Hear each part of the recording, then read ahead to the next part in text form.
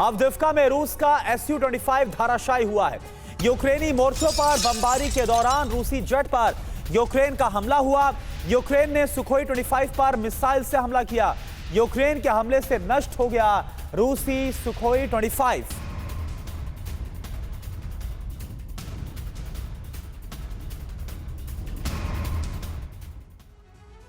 तो 3 दिन पहले ही पुतिन ने 5वीं बार राष्ट्रपति पद की शपथ ली और कल रूसी राष्ट्रपति मॉस्को के रेड स्क्वायर पर विक्ट्री डे परेड में शामिल हुए। मौका बेहद ही खास था क्योंकि विक्ट्री डे परेड के जरिए पुतिन ने अपने तमाम विध्वंसकों की नुमाइश की है। लेकिन रूस के इस आयोजन में खलल डालने का काम यूक्रेन ने किया, वो भी विक्ट्री डे परेड आयोजन से चंद घंटे पहले। जानते हैं कैसे?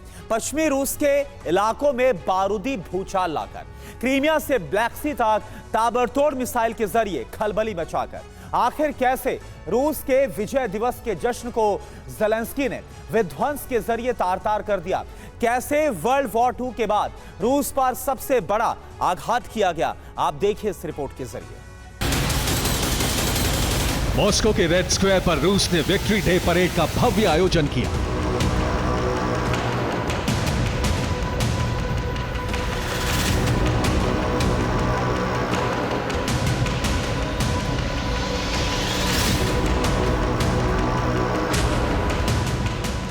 पांचवी बार ताजपोशी के बाद पुतिन ने अपने पावर गेम से पूरी दुनिया को सन्न कर दिया।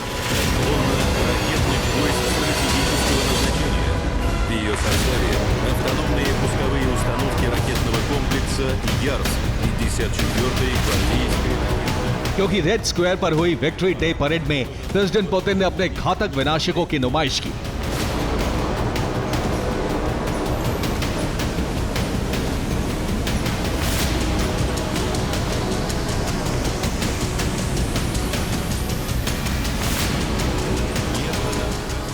किलर मिसाइलों, टैंकों और MLRS के साथ तबाही मचाने वाले हथियारों की झलक दुनिया को दिखाई।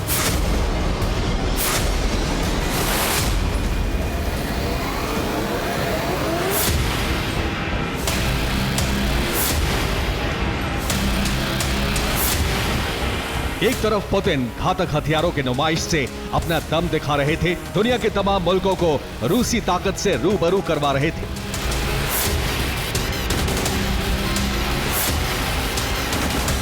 तो वहीं इस परेड से चंद घंटे पहले यूक्रेन ने प्रचंड बारूदी बारिश से रूस के पश्चिमी इलाके को दहला दिया।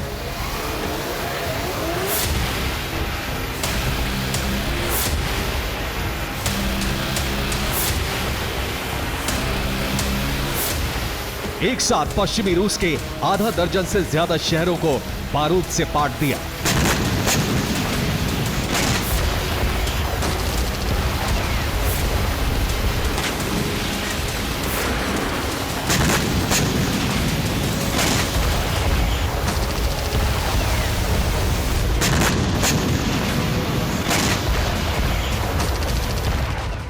मई का सूरज रूस से निकलता उससे पहले ही यूक्रेन ने पश्चिमी रूस में भीषण आक्रमण कर दिया।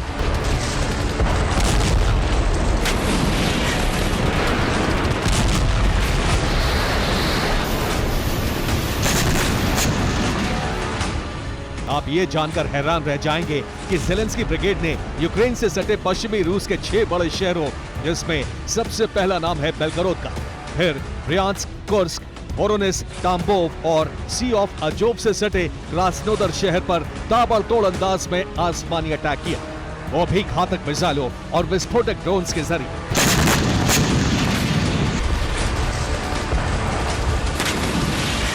यकीन मानिए, यूक्रेन के प्रचंड प्रहार से पश्चिमी रूस के इलाके बारूद से धधकने लगे। हर तरफ आगजनी, तबाही का मंजर दिखाई देने लगा।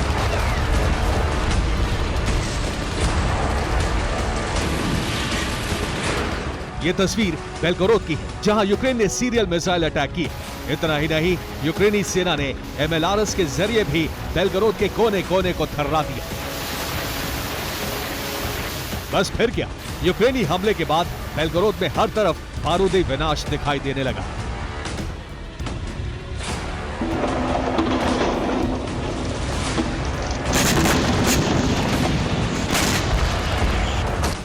बहुमंजिला इमारतें आग की लपेट में आने से झुलस गईं। कई रिहायशी इलाके मिसाइल हमलों के चलते खंडहर में तब्दील हो गए।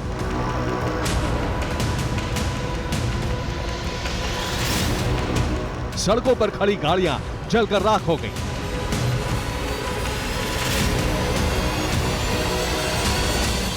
कई इमारतों की दीवारें बारूद और धमाके से छलनी दिखाई दी।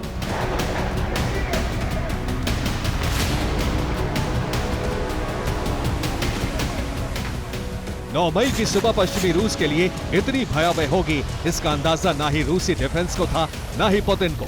मगर ज़ेलेंस्की की सेना ने रूस के सुरक्षा कवच को भेदते हुए पश्चिमी रूस के आधा दर्जन से ज्यादा शहरों में बारूदी भूचाल मचाए।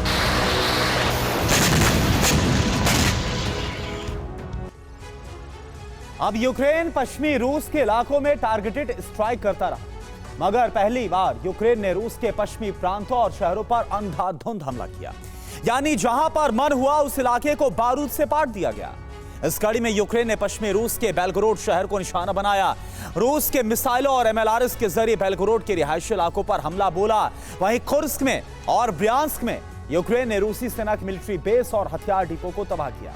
सबसे हैरान करने वाली बात यह है कि यूक्रेन ने सी ऑफ अजोव के पास मौजूद क्रास्नोदर पर प्रचंड ड्रोन स्ट्राइक की। जानते हैं, क्रास्नोदर में यूक्रेन ने ऑयल डिपो को ड्रोन हमले में दहला दिया। वहीं वोरोनिश और टाम्बोव में यूक्रेन ने रूसी ब्रिगेड के अड्डों और उनके हथियारों को क्रूज मिसाइलों के हमलों में तहस नहस कर दिया।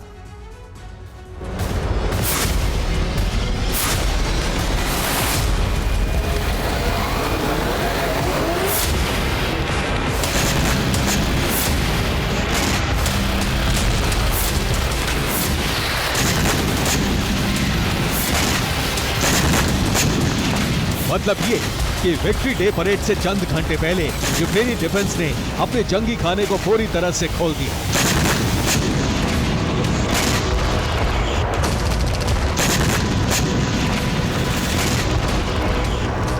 मकसद साफ था, पश्चिमी रूस के कोने कोने को दहलाना, क्रेमलिन से यूक्रेन की तबाही का इंतकाम लेना, और इसके लिए यूक्रेनी डिफेंस ने कई अलग अलग हथियारों का इस्तेमाल किया।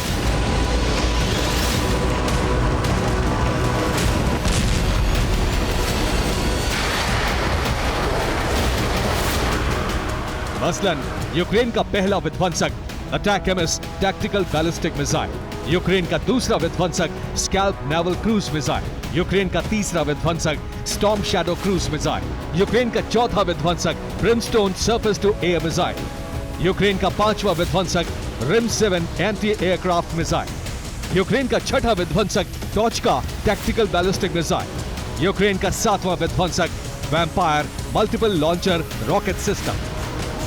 इन्हीं 7 ब्रह्मास्त्रों से रूसी इलाकों में बारूदी खलबली मच गई। ताबड़तोड़ अंदाज में दागी गई मिसाइलों ने जबरदस्त कहर बरपाया। बैटल ग्राउंड में मल्टीपल बैरल रॉकेट लॉन्चर ने बेहिसाब बारूद बरसाए। वहीं सिलसिलेवार अंदाज में ड्रोन हमले भी किए गए, जिसका नतीजा यह हुआ कि पश्चिमी रूस के 6 बड़े शहरों में हर तरफ आग की भयावह लपटें, बारूदी गुबार और रेड अलर्ट के सायरन बजते सुनाई दिए।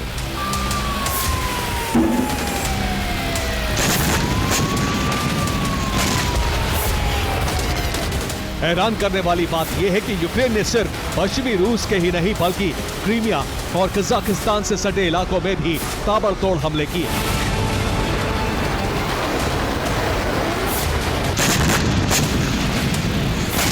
मसलन क्रीमिया में यूक्रेन ने रूस के एयरबेस को निशाना बनाया। ब्लैक सी में रूसी नेवी की हाई स्पीड बोट को तबाह किया। वहीं यूक्रेन ने 1400 किलोमीटर दूर बशकीरिया पर अटैक किया। बशकीरिया के ऑयल डिपो पर ड्रोन से ताबड़तोड़ हमले किए। ये हमला गैसप्रोम ऑयल गैस कंपनी के डिपो पर हुआ। गैसप्रोम रूस की तीसरी सबसे बड़ी ऑयल गैस कंपनी है।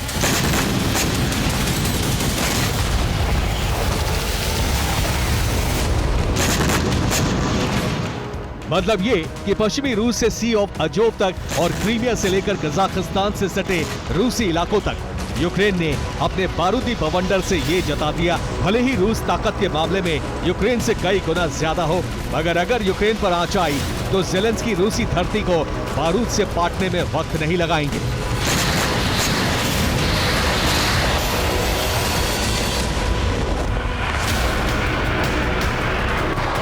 Bureau report, TV9 Bharatvarsh.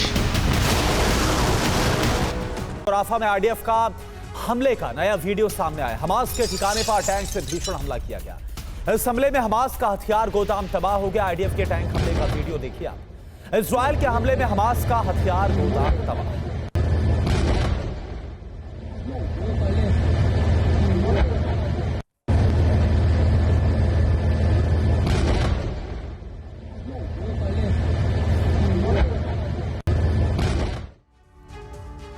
तो गाजा की जंग इजराइल पर परमाणु हमले का संकट भी बन चुकी है। ईरान के सुप्रीम लीडर या खामनेई के सलाहकार ने ऐलान कर दिया है कि अब ईरान के पास परमाणु हथियार बनाने की शक्ति है और शक्ति का प्रयोग करने के लिए भी ईरान परमाणु सिद्धांतों में बदलाव करने वाला। ईरान ने रणनीति रूस के राष्ट्रपति व्लादिमीर पुतिन के इशारे पर बनाई, क्योंकि राफा पर हमले के बाद अरब में इजराइल और अमेरिका के खिलाफ गुस्सा बढ़ा है।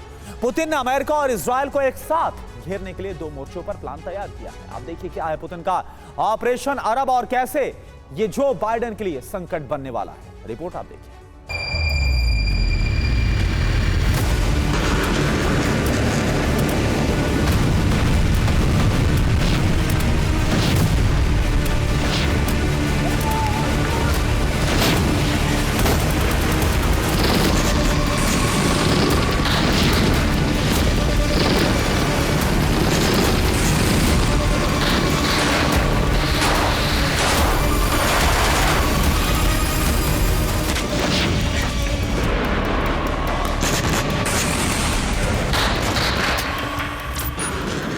युद्ध भले ही गाजा के छोटे से हिस्से राफा में लड़ा जा रहा हो, लेकिन इन धमाकों की शॉकवेव विश्व राजनीति पर बहुत बड़ा असर डाल रही है।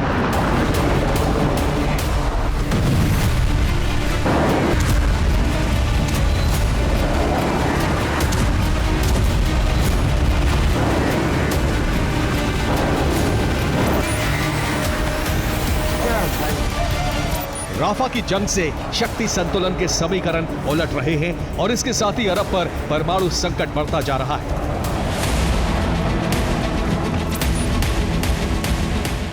गाजा युद्ध के अरब के अंदर 2 एपिसेंटर हैं। पहला है तेल अवीव। यहां से गाजा पर हमलों की रणनीति बन रही है। इजराइल की राजधानी से ही राफा पर हमलों का आदेश जारी हुआ है। दूसरा एपिसेंटर है तेहरान। तेहरान इजराइल के खिलाफ रणनीति तैयार कर रहा है। हमास की मदद के लिए प्रॉक्सी संगठनों को जंग में उतार रहा है।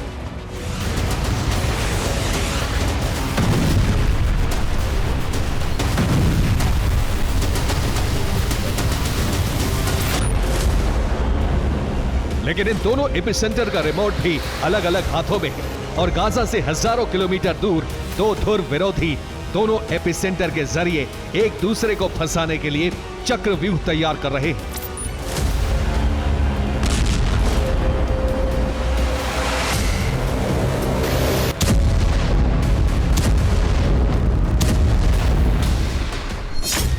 तेल अवीव को वॉशिंगटन से सीधी मदद मिलती रही है। इजराइल की सुरक्षा के बंदोबस्त अमेरिका कर रहा है, लेकिन राफा पर हमले के बाद अमेरिका ने मदद का हाथ खींच लिया है। दूसरी तरफ तेहरान को सीधी मदद मॉस्को से मिल रही है। ईरान की सुरक्षा के लिए रूस ने एयर डिफेंस सिस्टम दिए हैं। इसके साथ ही परमाणु तकनीक भी तेहरान को रूस से ही मिली है।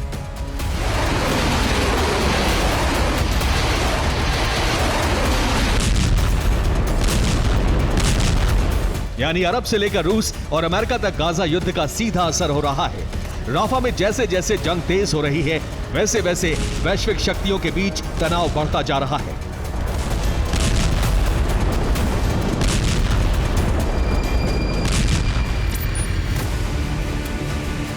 ये राफा में ग्राउंड ऑपरेशन के लिए पहुंचे इजरायली टैंक हैं जो राफा के कई इलाकों पर एक साथ गोलाबारी कर रहे हैं। ये तस्वीरें नाइट विजन कैमरे से ली गई हैं।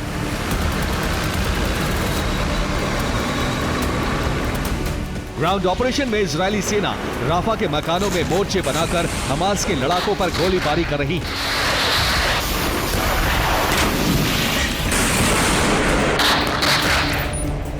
इस जंग का फायदा उठाकर पुतिन अरब में अघोषित परमाणु शक्ति इजराइल के खिलाफ एक घोषित परमाणु शक्ति बनाने का प्लान तेज कर चुके हैं। ये शक्ति है मिसाइल और मसल पावर में इजराइल से कहीं आगे रहने वाला ईरान।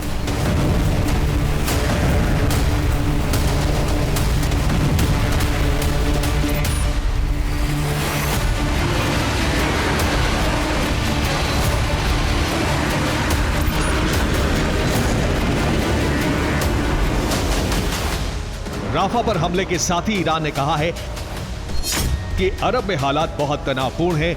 ईरान के अस्तित्व पर खतरा हुआ तो परमाणु युद्ध होगा। ईरान के परमाणु संयंत्रों पर हमले हुए तो इजरायल का विनाश निश्चित है। ईरान के पास परमाणु हथियार बनाने की क्षमता है। तेहरान नो फर्स्ट यूज सिद्धांत को बदलने पर विचार कर रहा है।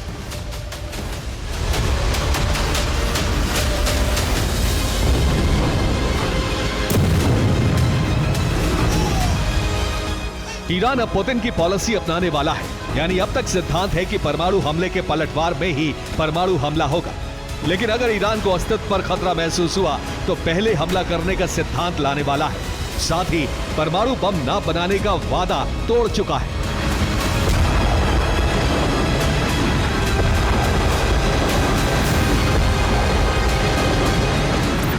स्पष्ट है कि पुतिन ने यूक्रेन की मदद का बदला लेने के लिए अरब का रण क्षेत्र चुना है।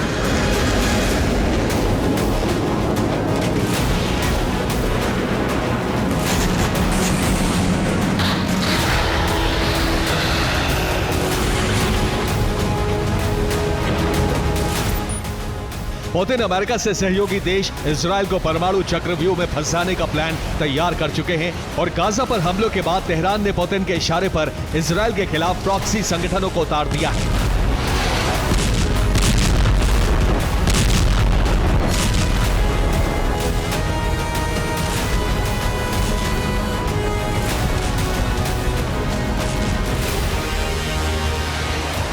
सात मई से इजरायल पर लेबनान और लाल सागर से हमले जारी हैं। अब प्रॉक्सी वॉर और बड़ी हो चुकी है।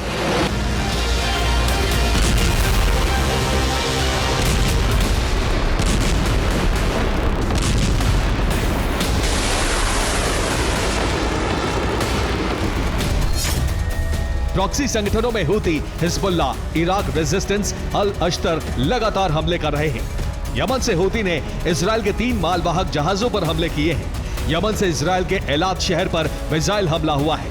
लेबनान से हिजबुल्लाह ने इजरायली सैन्य बेस पर हमले किए हैं। सीरिया से अल अश्तर ने इजरायली शहरों पर रॉकेट हमले किए हैं। इजरायली डिफेंस सिस्टम ने मिसाइल इंटरसेप्ट कर गिरा दी।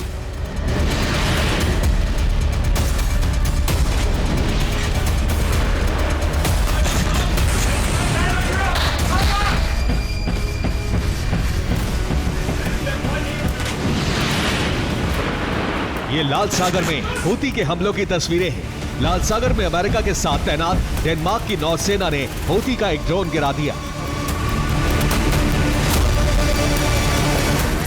3 तरफ से हमले होने के बाद इजरायल को राफा के साथ साथ 3 मोर्चों पर जंग छेड़नी पड़ी। इजरायली एयरफोर्स ने लेबनान के हिजबुल्लाह ठिकानों पर हमले किए हैं।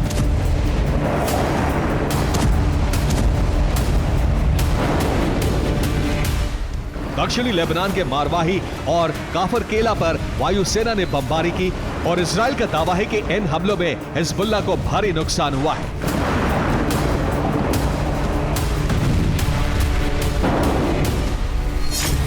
इजरायली फोर्सेस ने अल अश्तर पर पलटवार किए हैं। इजरायल ने दमिश्क के बाहरी इलाके में मिसाइल हमले किए। इस हमले में अल अश्तर का एक ठिकाना तबाह हो गया। सीरियाई मीडिया के मुताबिक इजरायल की कई मिसाइलें हवा में ही नष्ट कर दी गई। गाजा जंग का विस्तार हो चुका है। ईरान ने अपने प्रॉक्सी संगठनों को फिलिस्तीन की मदद के लिए उतार दिया है और रूस की मदद से परमाणु हथियार विकसित करके वो इजरायल के लिए परमाणु संकट बन चुका है।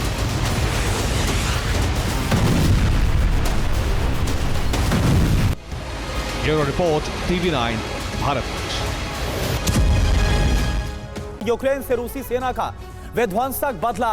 रूस ने यूक्रेन के 2 शहरों में बमबारी की है। जो खबर सामने आ रही है, निप्रो और निकोपोल पर मिसाइल स्ट्राइक की गई। हमले के बाद रिहायशी इमारतों में आग लग गई। तस्वीरें आप देखिए।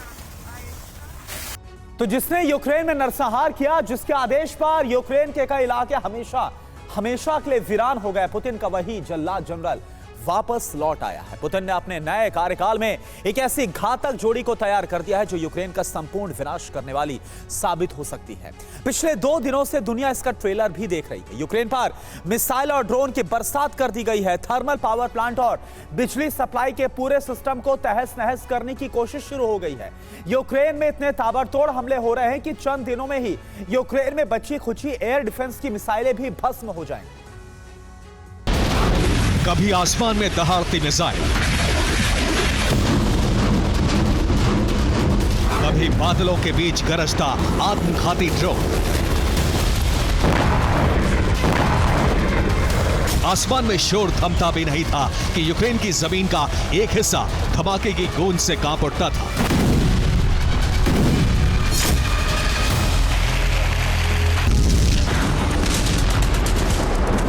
मंगलवार से ही रूस से यूक्रेन की तरफ आने वाली हवा अपने साथ बारूद और विस्फोटक से भरी कई मिसाइलें लेकर यूक्रेन में दाखिल हो रही है।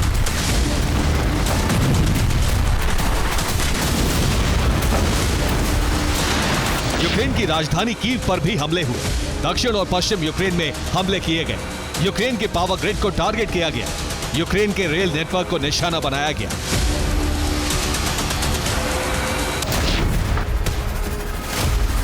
रूस की घातक मिसाइलें और ड्रोन के टारगेट एक खास रणनीति के तहत सेट किए गए थे और ये रणनीति बनाई है पुतिन के 2 अहम सलाहकारों ने।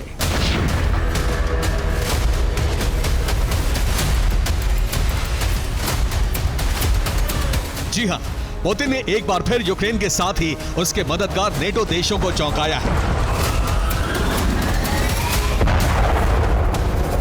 यूक्रेन युद्ध में जिन 2 नए चेहरों की वापसी हुई है, उनका एक होना नामुमकिन माना जा रहा था, लेकिन पुतिन तो पुतिन है।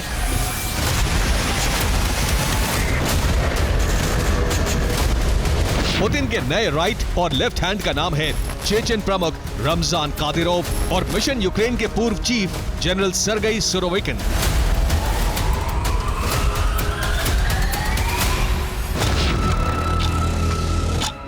कुछ घटनाओं ने इन दोनों को कभी ना मिलने वाला 2 ध्रुव बना दिया था, लेकिन पुतिन ने फिर से दोनों की सुलह करा दी है। विक्ट्री डे पर इन दोनों को यूक्रेन विध्वंस की पटकथा तैयार करने का आदेश दिया है।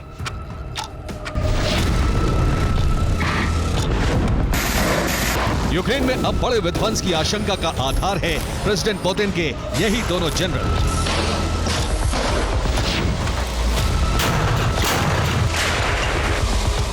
गाड़ी को धक्का देकर रमजान कादिरोव ने जता दिया है कि वो फिट भी हैं और जंग का नेतृत्व करने लायक भी।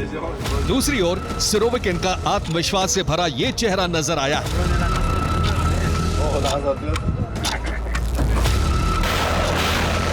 इन दोनों की वापसी के साथ ही यूक्रेन दहल रहा है और माना जा रहा है कि भविष्य इससे भी भयंकर होने वाला है। वजह है इन दोनों का जंगी इतिहास, जिसका पन्ना पन्ना खून से सना हुआ है।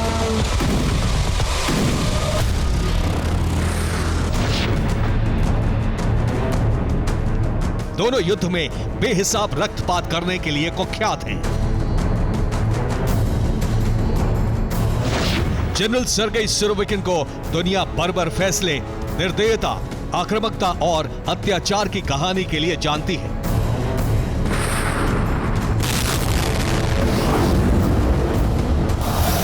सर्गेई से भी ज्यादा खतरनाक हैं general Ramzan Kadyrov.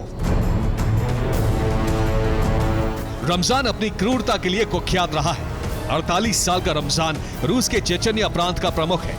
Vladimir Putin का सबसे बड़ा वफादार है।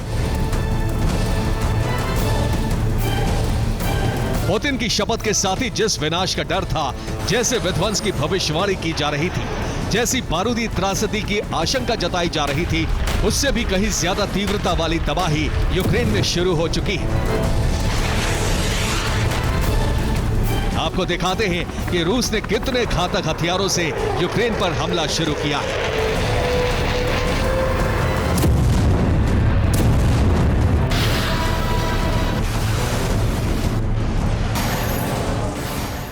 यूक्रेन को दहलाने के लिए रूस घातक मिसाइलों का इस्तेमाल कर रहा है। यूक्रेन में किंजल मिसाइल से भी हमला किया गया। इसके अलावा 2 स्कैंडर एम मिसाइलों से प्रहार किया गया। यूक्रेन में ज्यादा से ज्यादा विध्वंस के लिए 4 कैलिबर मिसाइलों से हमला हुआ। एक ही रात में रूस ने यूक्रेन पर ताबड़तोड़ 45 KH-101 और KH-555 से हमला किया। KH-59 और KH-69 मिसाइलों का भी इस्तेमाल किया। हमलों की रफ्तार कितनी तेज और बुधवार की रात रूस ने 55 मिसाइलों से हमला किया। इससे पहले मंगलवार को यूक्रेन पर ताबड़तोड़ 78 मिसाइलों से हमले हुए। रूस ने मिसाइलों और ड्रोन से यूक्रेन में थर्मल पावर स्टेशन को टारगेट पर लिया। हमलों के बाद बिजली सप्लाई पर असर हुआ। रूस में मिसाइलों से यूक्रेनी कारखानों पर भी निशाना साधा गया। यूक्रेन के कई इलाके गंभीर बिजली संकट का सामना करने पड़ रहा है। इन इलाकों में यूक्रेन का दावा है कि रूस ने 55 मिसाइलों से हमला किया, जिसमें 39 मिसाइलों को गिराने में कामयाबी मिली, नहीं तो नुकसान का आंकड़ा बहुत बड़ा होता। यूक्रेन ने 33 KH-101 मिसाइलों को नष्ट करने का दावा किया है। यूक्रेन ने 4 कैलिबर मिसाइलों को भी हवा में भस्म कर दिया। यूक्रेन में तैनात एयर डिफेंस ने 2 KH-59 मिसाइलों को भी हवा में नष्ट कर दिया। कुल 20 ईरानी ड्रोन को भी यूक्रेन ने एयर डिफेंस से हवा में ही भस्म कर दिया।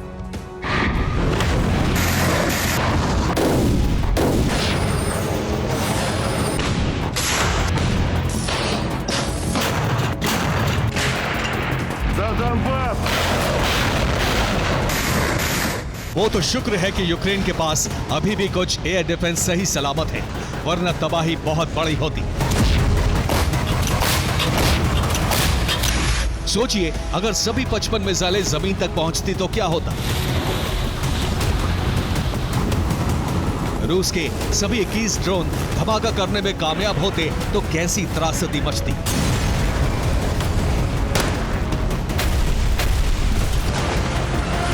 लेकिन सवाल है कि आखिर कब तक यूक्रेन खुद को बचा सकेगा, कब तक खाली हो रहे एयर डिफेंस से अपनी रक्षा कर सकेगा।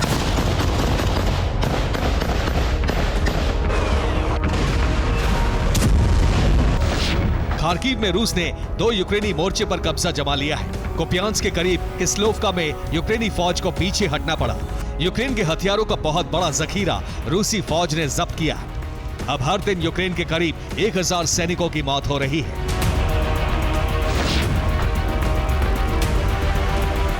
जनरल सुरोविकिन के युद्ध में लौटते ही रूस की सेना भी पुरानी रणनीति पर काम कर रही है और यूक्रेन में बिजली सप्लाई रोकने के लिए हमले कर रही है। रूस की यह स्ट्रैटेजी नई नहीं है, लेकिन अब कोशिश है कि यूक्रेन में बिजली सप्लाई के पूरे सिस्टम को फेल कर दिया जाए।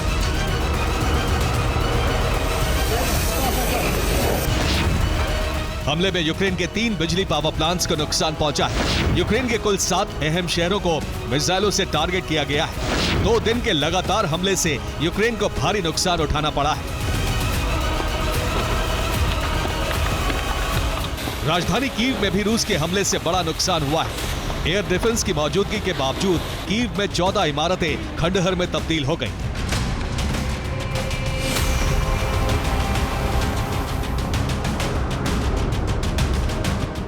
रूस के ताबड़तोड़ हमले से यूक्रेन में बिजली सप्लाई सिस्टम ठप है। वेनेत्सिया और ज़ेपोरिज़िया के बीच बिजली की सप्लाई नहीं हो रही है। किरोवोहराद से पोल्टावा और इवानो-फ्रैंकोविस्क तक बिजली की सप्लाई थम गई है।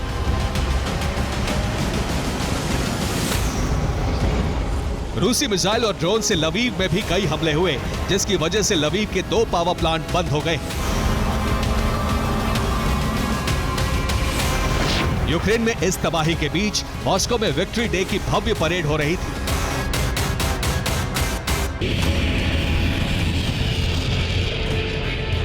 मॉस्को में 7 मई को शपथ ग्रहण के बाद से यूक्रेन में ताबड़तोड़ हमले हो रहे हैं।